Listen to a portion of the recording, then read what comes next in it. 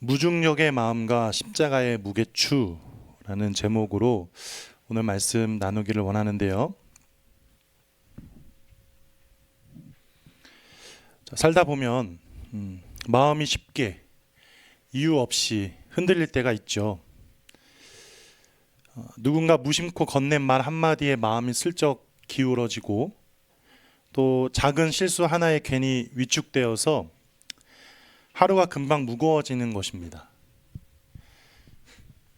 무엇이 중요한지 붙들고 싶지만 손에 잡힐 듯 잡히지 않고, 더구나 이런 순간들 왜 그렇게 자주 찾아오는 것인지, 그렇죠?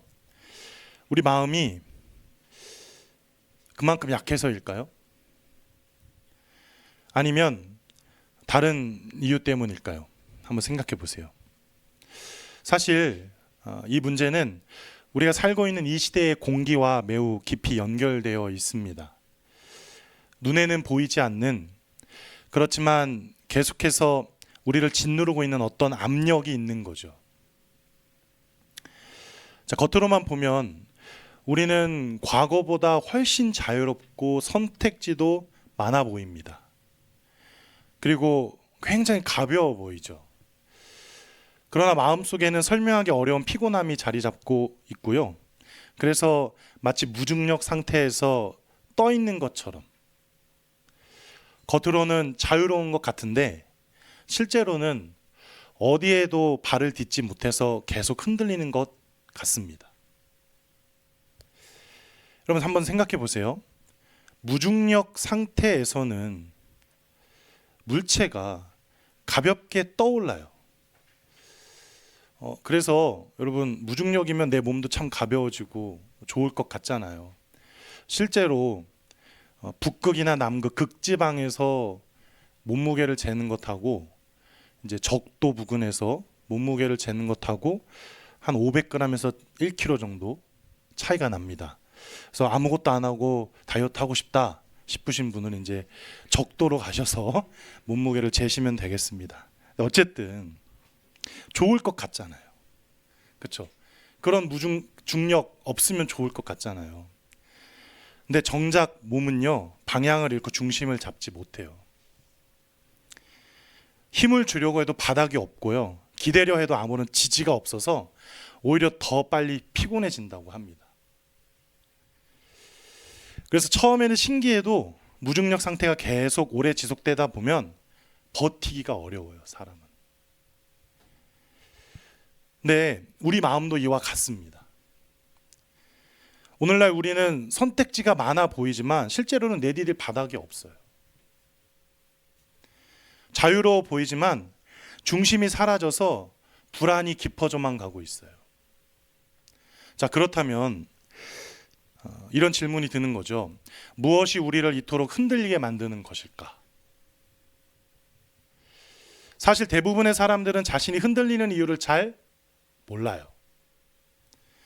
그냥 기분 탓이라고만 생각하고요, 원래 나라는 사람이 그런 사람이다 라고 생각하고 넘어가기 일쑤입니다.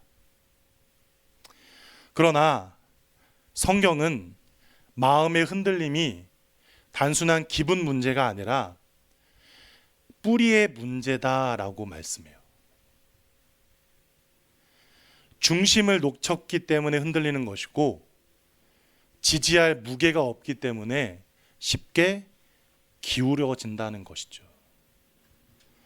오늘 본문에서 예수님은 그런 우리에게 어디에 서 있어야 하는지, 무엇이 우리 삶을 버티게 하는 중심인지 말씀해 주십니다.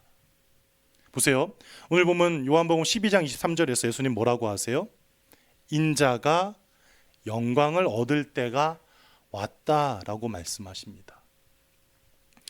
이 영광이라는 단어를 오늘 우리가 좀 주목해 보기를 원합니다. 그리고 바라기는 오늘 말씀을 통해서 예수님이 보여주신 진짜 영광, 그게 무엇이고 그 영광이 어떻게 우리 마음을 다시 붙들어 주는지 살펴보았으면 좋겠습니다. 이 영광을 이해하면요, 우리는 무중력처럼 흔들리는 삶이 아니라 바닥을 딛고 중심을 회복한 삶이 무엇인지 깨달을 수 있어요. 그리고 깨달을 뿐만 아니라 실제로 그런 삶을 살 수 있습니다.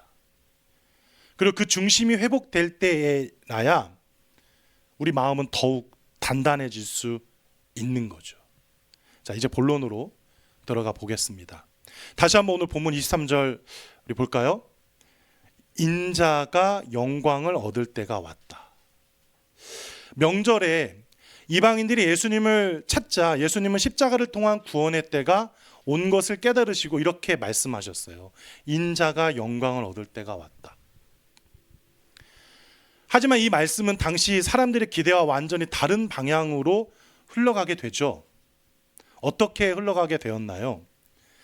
사람들은 영광이라고 하면 을에 높아지는 자리, 박수갈채와 환호, 그리고 세상을 뒤집을 만한 어떤 힘, 이런 걸 떠올리잖아요. 가장 좋은 예로 예수님의 예루살렘 입성 직후의 분위기를 한번 생각해 보세요. 사람들은 종려나무 가지를 가지고 흔들면서 호산나 다윗의 자손이여 어서 오십시오. 찬양 받으시옵소서. 이렇게 환호하면서 예수님을 환영합니다. 왜 그렇게 환영했을까요? 예수님이 로마를 이길 메시아, 왕으로 드러나시기를 원했기 때문입니다. 자, 그래서 예수님이 영광의 때를 말씀하셨을 때 사람들은 을에 더 큰 기적, 그리고 화려한 승리를 생각했어요. 자, 그러나 예수님은 자신의 영광을 이렇게 말씀하셨습니다. 24절 우리 같이 한번 읽어볼까요? 24절 시작. 한 알의 밀이 다시 읽겠습니다. 시작. 한 알의 밀이 땅에 떨어져 죽지 아니하면 한 알 그대로 있고 죽으면 많은 열매를 맺느니라. 난데없어요. 난데없지 않으세요? 갑자기 한 알의 밀이라니. 이게 뭔 의미일까요? 이게 예수님의 영광과 도대체 무슨 연관이 있냔 말이에요. 보세요. 영광이라는 것은 우리가 생각하는 건 위로 올라가는 힘이잖아요. 그렇죠? 근데 그게 아니라 아래로 내려가서 생명을 내어주고 그래서 그 사랑으로 다른 사랑을 꽃피우는 무게다라고 말씀하시는 거예요. 하지만 이것은 사람들의 기준과 정반대되는 말씀입니다. 지금 우리에게도 쉽지 않은 설명이 분명해요. 자, 그렇다면 왜 우리는 이 말씀을 왜 그토록 어렵게 여길까요? 그것은 역시 영광을 되게 우리도 마찬가지로 성공, 인정, 성취의 다른 이름 정도로만 여기기 때문에 그렇습니다. 자, 그러나 성경이 말씀하는 영광은 본래 무슨 뜻이냐? 무게, 그리고 본 바탕, 그리고 한 가지 더요. 오래 남는 것에 근원을 두고 있어요. 근간을 두고 있어요. 다시 한번 말씀드릴게요. 무게, 본 바탕, 오래 남는 것. 영어 단어로 matter, what's the matter 이러잖아요. 또 그리고 뭐 it doesn't matter 이렇게 이제 인사치레로 얘기를 하잖아요. 그때 그 matter가 여기에 연관되어 있어요. 근데 어쨌든 그런데 한번 생각해 보세요. 무게가 있는 것은 어떨까요? 물살을 거슬러 설 수 있어요. 그렇죠? 시간이 흘러도 오래 남아요. 하지만 가벼운 것은 어떨까요? 쉽게 떠내려가요.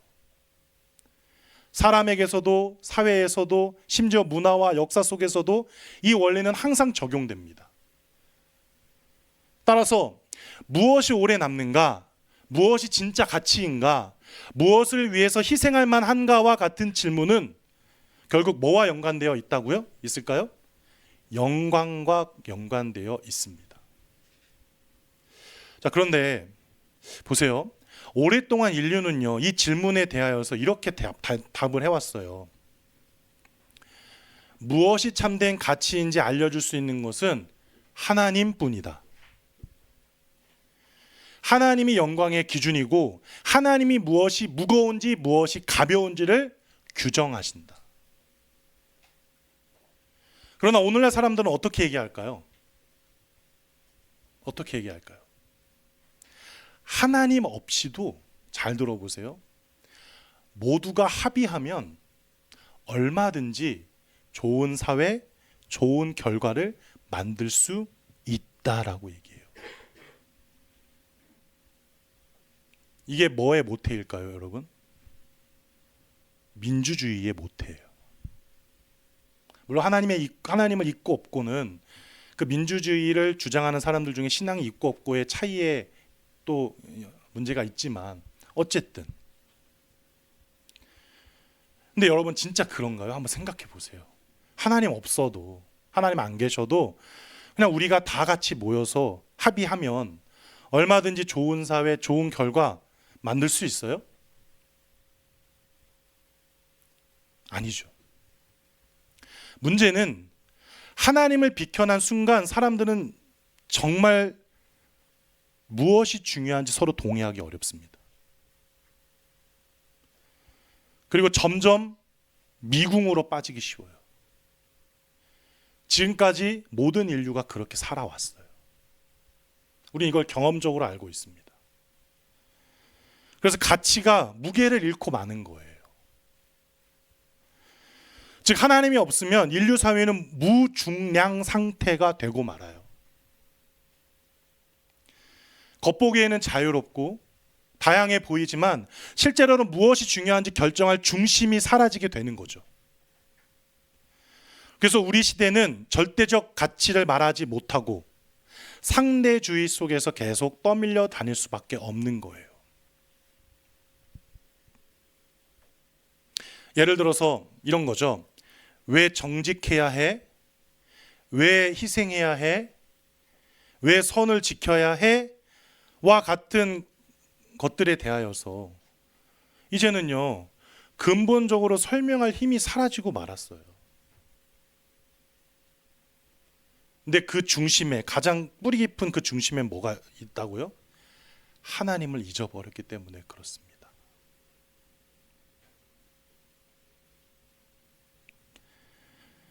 이것은 마치 바닥이 없는 무중력 상태와 같은 거예요. 개인도 마찬가지입니다. 성경이 말씀하는 영광의 갈망은 결국 내 삶이 아무 의미도 없는 것이 아니었으면 좋겠다 라는 마음속 깊은 곳에 어떤 두려움, 그 알 수 없는, 그 누구도 피할 수 없는 그 두려움, 이것과 연결되어 있어요. 보세요. 나이를 들수록, 시간이 흐를수록 이 질문은 더욱 또렷해지잖아요. 일평생 무언가를 애써서 일구고도 내가 지금까지 한 일이 정말 의미 있었을까? 이런 생각하게 됩니다. 누가 나를 기억해 주지? 나는 무엇을 남기며 살고 있는 걸까? 라는 생각.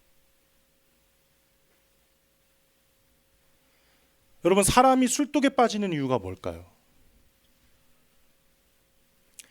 도박에 빠지는 이유는 도대체 무엇 때문일까요?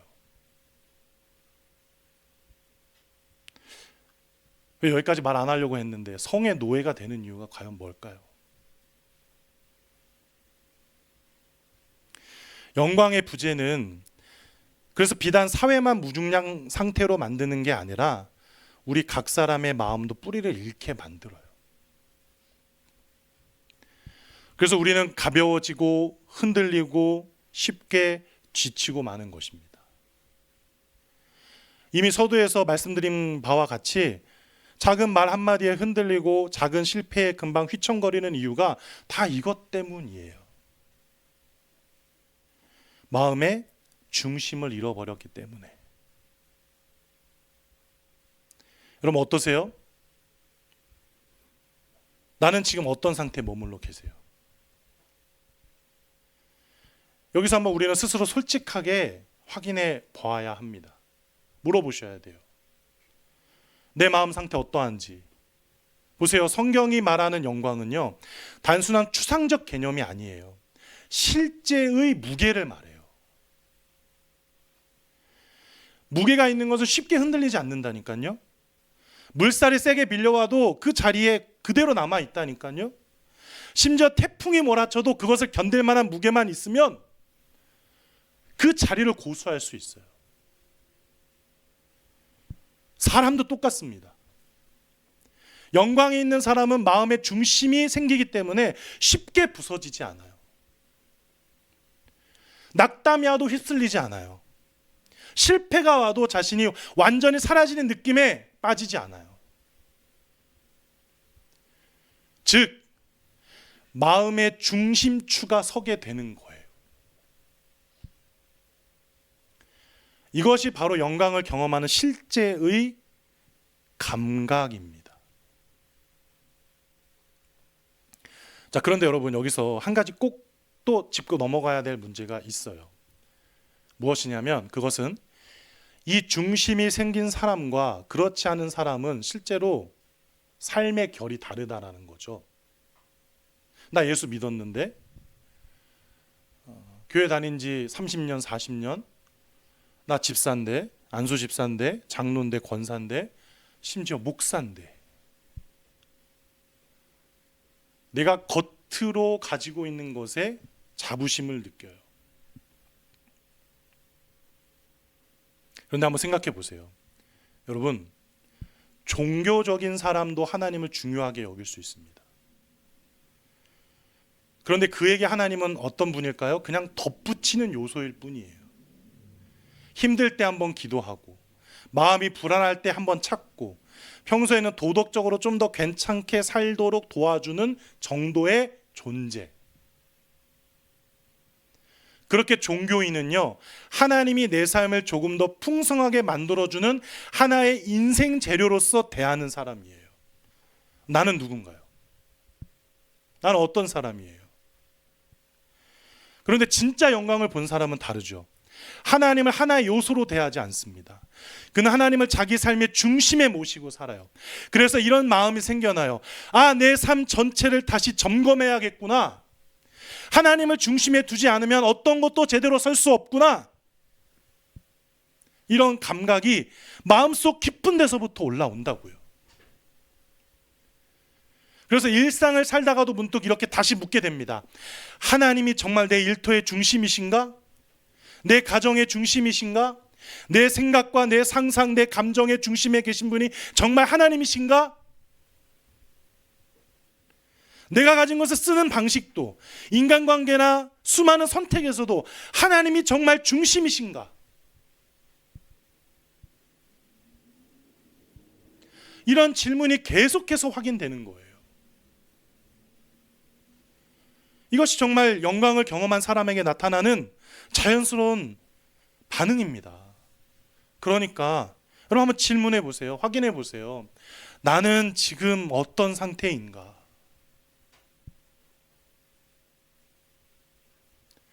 다시 한번 묻습니다. 요즘 나의 마음은 어떠한가요?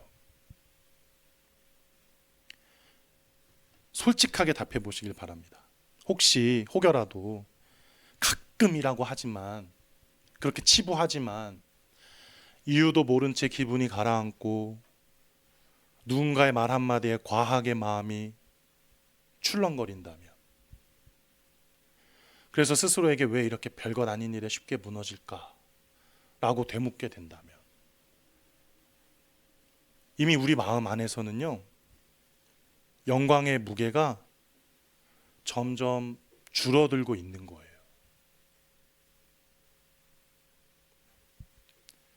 그리고 그런 사람일수록요, 예수님의 이 말씀을 주목해 보아야 하는 거예요. 어떤 말씀일까요? 23절. 인자가 영광을 얻을 때가 왔다.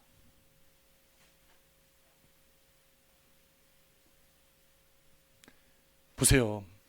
이 말씀을 하시고 우리 주님께서는요, 어디로 들어가셨어요? 십자가의 길로 걸어 들어가셨습니다. 왜 그 길로 들어가셨을까요? 왜? 그 길은 영광을 잃는 길 아닌가요? 아니죠. 도리어 영광의 무게가 드러나는 길이었기 때문에 예수님은 그 길을 걸어 들어가신 것입니다. 즉 하나님께서 우리를 위해 자신을 내어주시는 사랑의 무게, 생명을 살리는 무게가 바로 그 길에서만 드러나기 때문에 예수님은 기꺼이 그 길로 들어가신 거예요.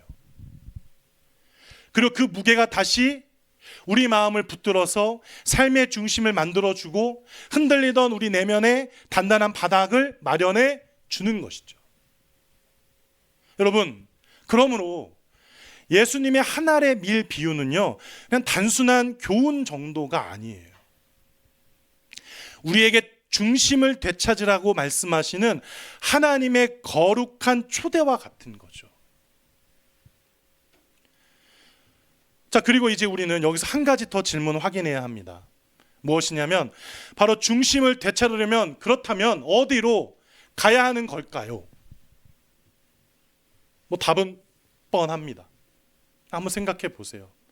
우리 마음이 흔들릴 때, 생각이 흐트러질 때, 그리고 기분이 가라앉을 때 우리는 도대체 어디로 가야 할까? 누구는요 쇼핑을 하면 기분이 좋아진다 그러고요, 저는요 맛있는 거 먹으면 기분이 좋아요. 그리고 이제 요거는 이제 부모, 자식을 둔 부모님이시라면 다 공감하실 텐데, 저는 이제 하다가 힘들면은 희연이를 불러요. 희연이 불러서 충전 이렇게 해요.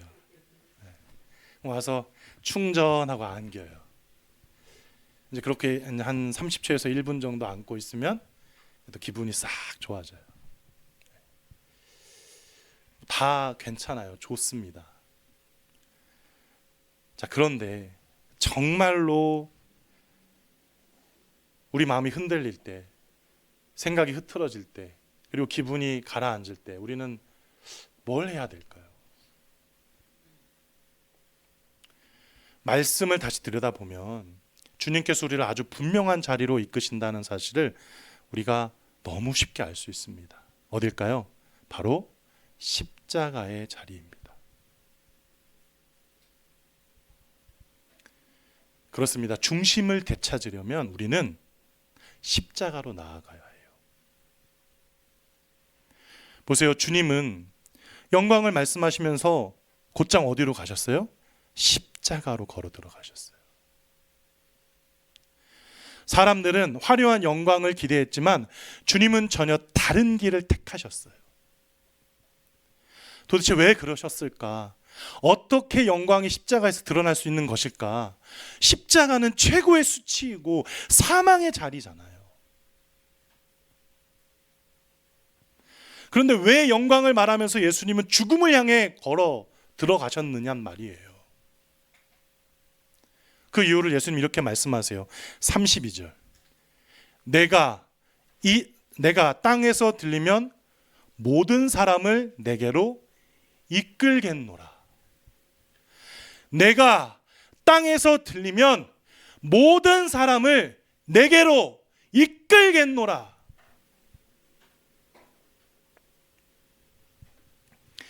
여기 들린다는 표현을 여러분 주목해 보세요. 들린다는 건 단순하게 높아진다는 걸 의미하지 않아요. 말 그대로 십자가 위에 매달려 높이 들리는 것을 의미하죠.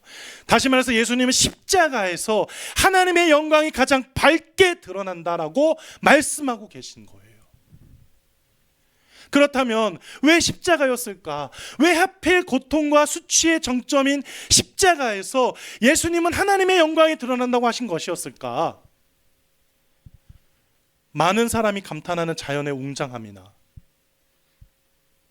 별빛 아래의 깊은 우주가 더 영광스럽지 않나요? 그 이유는요, 십자가에서만 하나님의 성품이 온전히, 완전히 드러나기 때문에 그렇습니다.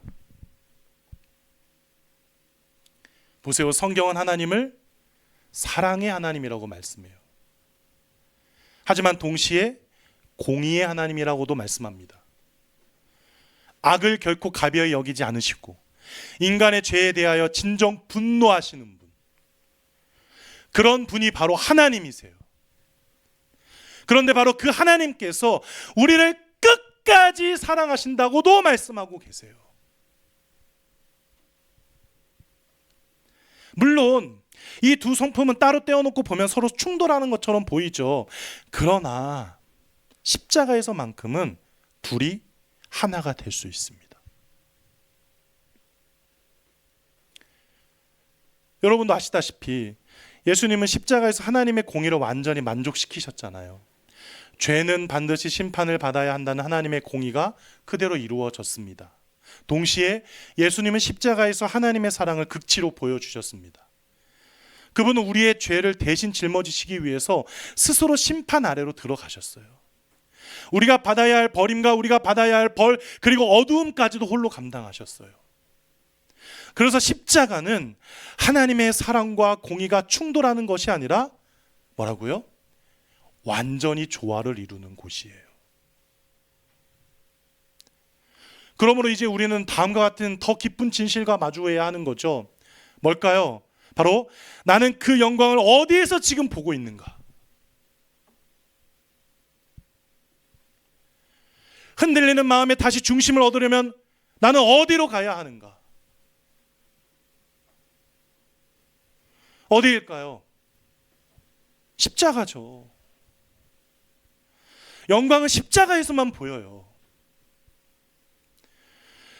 영광은 십자가에서만 잡을 수 있다고요. 다른 곳은 없습니다. 그러므로 주님이 말씀하신 이 때라고 하는 것은 곧 십자가의 때를 말하는 거죠. 십자가의 시간이 바로 주님이 그토록 기다리셨던 시간이었던 셈이에요. 그래서 27절에서 보세요. 아버지여 나를 구원하여 이 때를 면하게 하여 주옵소서. 그러나 내가 이를 위하여 이 때에 왔나이다 라는 말씀은 곧 뭘까요? 나의 십자가가 아버지의 이름을 영화롭게 한다는 뜻이 되는 것이고, 이는 다시 말해서 하나님의 영광을 보고 싶다면 우리는 반드시 어디로 가야 한다? 십자가로 가야 한다라는 말이 되는 것입니다. 물론 앞에서도 말씀을 드렸지만 우리가 자연 속에서도 하나님의 손길을 볼 수 있습니다. 예를 들어서 시편 19편을 보면 하늘이 하나님의 영광을 선포한다라고 고백하잖아요. 그러나 그것들은 마치 달빛과 같은 것들이에요. 반사된 빛을 우리가 보는 거죠. 그러나 십자가라 가면 우리는 어때요? 반사된 빛이 아니라 빛의 근원, 그 자체의 영광을 보게 되는 것입니다. 그래서 그 자리에서만 하나님의 마음이 무엇인지 알 수 있는 거예요. 그분의 거룩함과 그분의 사랑이 얼마나 깊고 또 그분이 죄를 어떻게 대하시는지, 동시에 우리를 얼마나 포기할 수 없으신지를 볼 수 있는 거예요. 그러므로 여러분, 십자가를 바라볼 때 우리는 이렇게 생각해야 합니다. 정말 나의 죄가 이렇게까지 무거운 것이었구나. 그리고 동시에 도대체 왜 예수님은 나를 위해 이렇게까지 하신 것일까? 하고 말이에요. 물론 예수님 알고 계셨습니다. 그 길이 무엇을 의미하고 어떤 무게가 자신을 짓누를지를. 그래서 이렇게까지 고백하시잖아요. 27절 상반절 보면 지금 내 마음이 괴롭다. 지금 내 마음이 너무너무 괴롭다. 여러분 어떠세요? 예수님의 음성이 들리세요? 들리셔야 돼요. 들으셔야만 해요. 그 고통은 사실 내가 짊어졌어야만 하는 나의 고통이었어요. 그리고 주님은 얼마든지 스스로 그 고통을 내려놓으실 수도 있었어요. 그러나 그분은 그렇게 하지 않으셨잖아요. 대신 이렇게 말씀하셨죠. 아버지여, 이 일을 위하여 내가 왔나이다. 여러분, 그래서 십자가에서 일어나는 일을 본 사람은 거기서 단 한순간도 눈을 떼지 못합니다. 사랑의 깊이, 공의의 무게, 희생의 아름다움이 그 사람의 마음을 한없이 잡아 끌기 때문에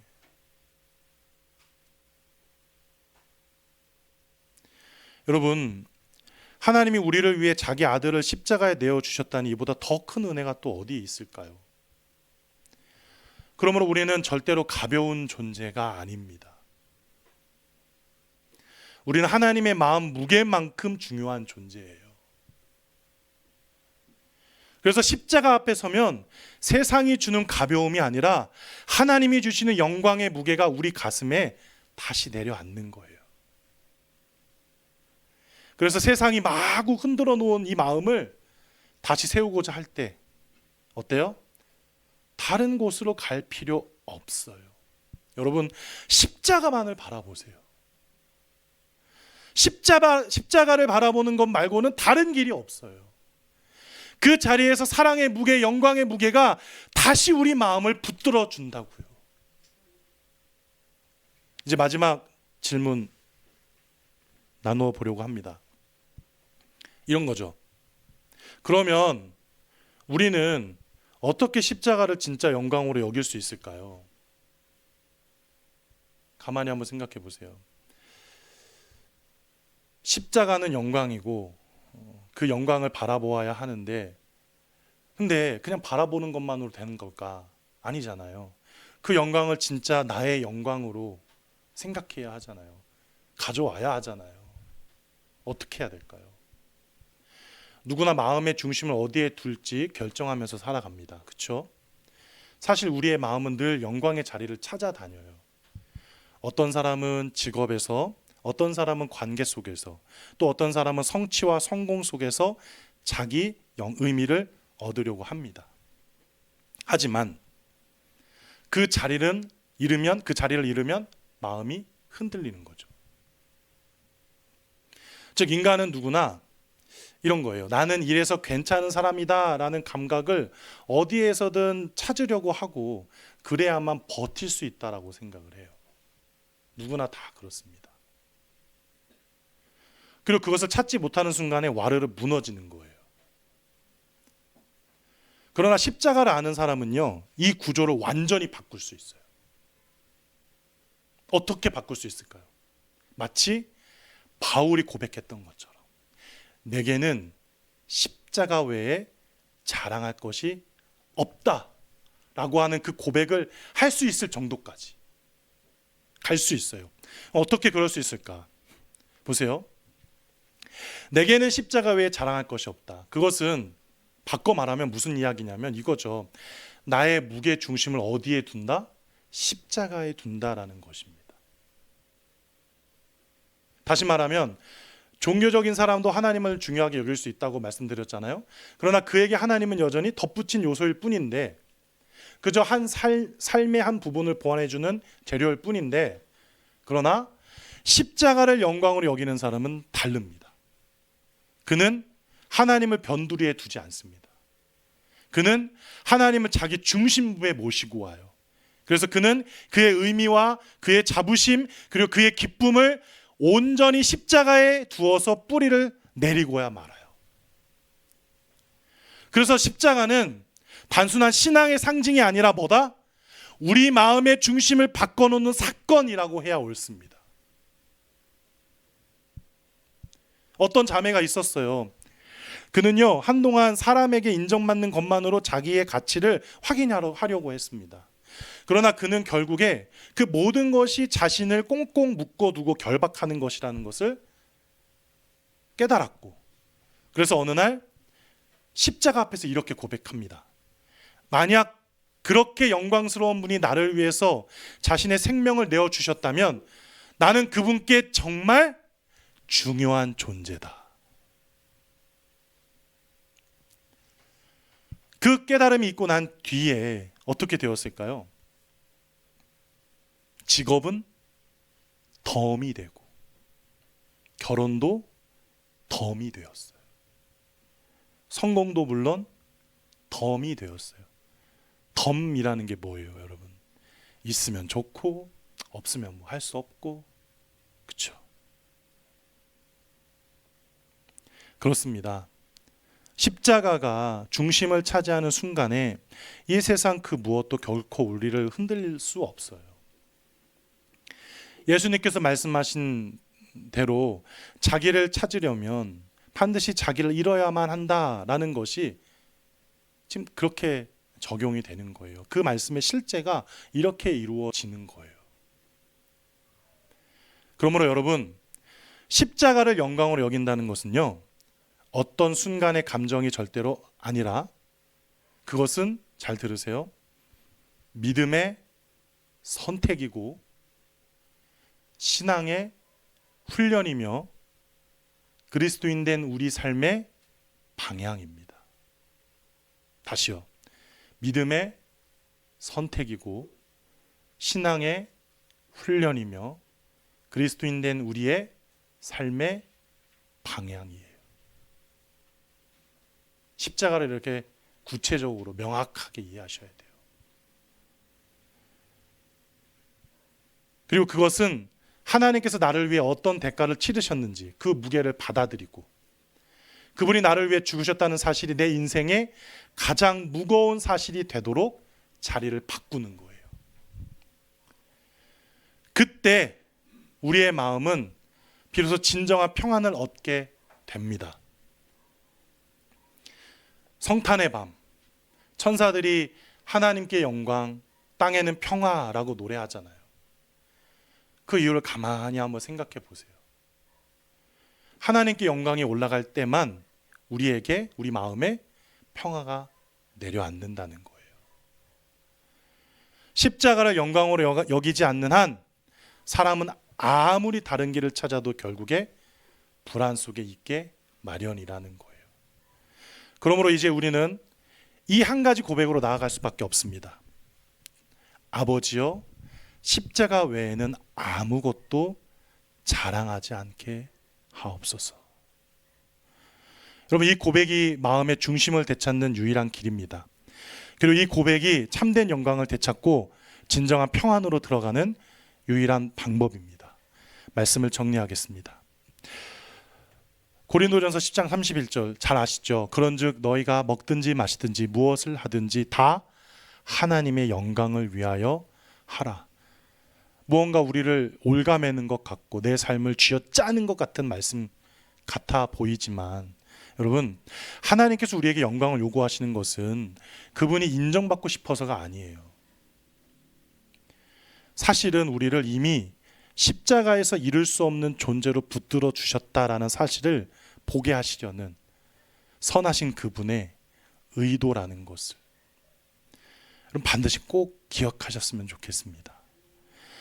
십자가 앞에 서면 우리는 비로소 알 수 있어요.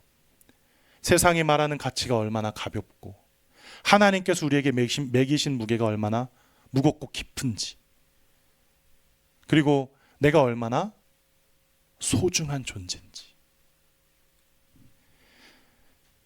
그렇습니다. 우리는 더 이상 자기 인생을 증명하려고 허둥댈 필요도 없고요. 더 바라볼 것도 더 기대할 것도 없습니다. 아버지께서 이미 십자가에서 우리의 가치를 완전히 드러내 주셨기 때문에 우리는 그걸로 만족하면 됩니다. 그러므로 이제 우리의 입술에서 나올 수 있는 고백은 단 하나뿐이에요. 바울이 고백했던 것처럼 내게 십자가 외에는 자랑할 것이 없다. 이 고백이면 충분합니다. 이 고백이 우리의 가슴에 와닿는 순간 하나님께 영광이 돌아가고 그 영광이 우리 마음의 평화를 내려줄 것입니다. 그러므로 여러분, 이제 우리는 머뭇거릴 여유가 전혀 없어요. 그저 이 자리에서 이 마음으로 우리는 기도해야 합니다. 십자가가 우리의 영광이 되기를, 그 영광이 우리의 평안이 되기를, 지금 이 시간에 그 은혜가 우리 안에 일어나기를 간절히 구하시기 바랍니다. 우리 이 시간 이렇게 기도했으면 좋겠습니다. 두 가지 기도 제목 드릴게요. 하나님, 십자가 앞에서 우리의 마음이 다시 중심을 얻고 하나님이 주시는 영광의 무게가 내려앉도록 하옵소서. 그리고 하나님, 우리의 모든 자랑을 십자가에 메어 두시고 삶 전체가 하나님께 영광을 돌리는 자리로 재배치되도록 인도하옵소서. 우리 그렇게 잠시 기도하는 시간 갖도록 하겠습니다. 기도하겠습니다.